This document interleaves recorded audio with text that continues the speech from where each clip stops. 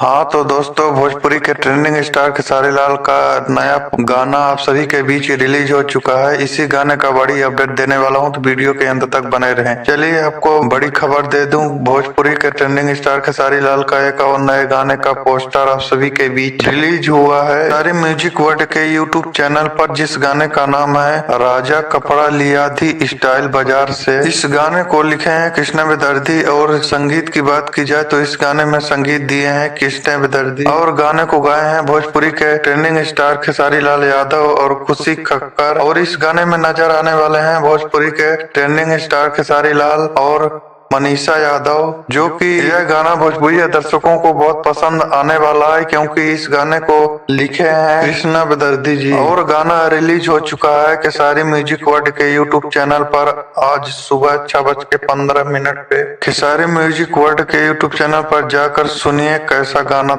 है। धन्यवाद।